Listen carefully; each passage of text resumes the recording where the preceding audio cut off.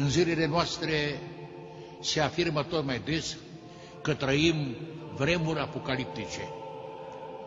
Pentru evocarea acestora nu voi deschide cartea Apocalipsei, ci un fragment dintr-o cuvântare a lui Iisus consemnată în Evanghelia după Matei. Citez: luați aminte să nu vă amăgească cineva, că mulți vor veni în numele meu zicând eu sunt Hristos, și pe mulți vor amăgi. Și veți auzi de războaie și de zvonuri de războaie. Luați seama să nu vă spăimântați, căci toate trebuie să fie, dar încă nu-i sfârșitul.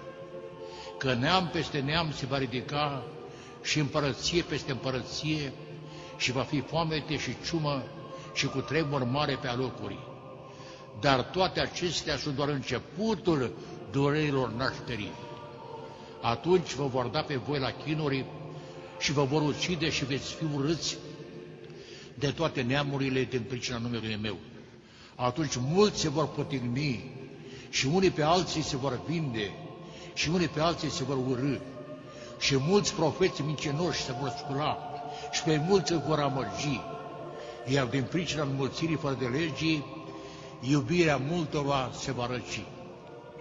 Dar cel ce va răbda până la sfârșit, acela se va mântui. În vremea noastră, nu puțini sunt tinerii curați la suflet, bine intenționați și dornici să se inițieze în tainele vieții religioase, dar care nu merg direct la izvoare, adică la literatura de specialitate sau la duhovnici cu experiență, bine pregătiți și gata să asiste pe cei neajutorați, și preferă să se cultive prin internet sau televizor, unde nu de puține ori apar profeți improvizați, cu evidentă poftă de publicitate sau stăpâniți de un duh al cabotinajului stilizat.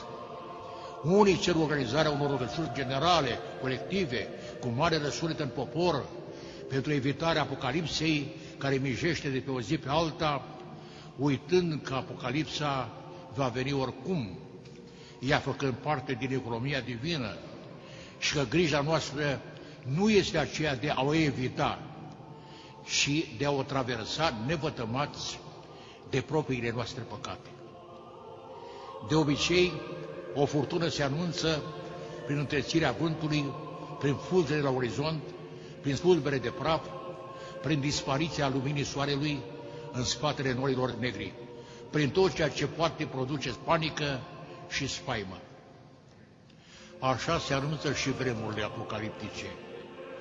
Eu nu știu dacă ele mijesc sau vor pieri înainte de a se naște, dar știu sigur că noi nu împotriva apocalipsei trebuie să luptăm, căci ea va veni oricum, ci pentru capacitatea noastră, a fiecăruia, de a o traversa fără vătămări sufletești, fără vina fraților de a-și fi vândut fratele, așa cum s-a întâmplat în istoria lui Iosif.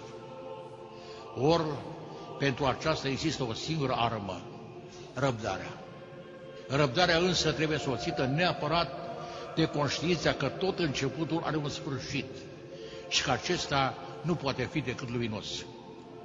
Cartea Apocalipsei e înfiorătoare, dar ea se termină anunțând cerul nou și pământul cel nou și, în final, vestind că vine noul Ierusalim.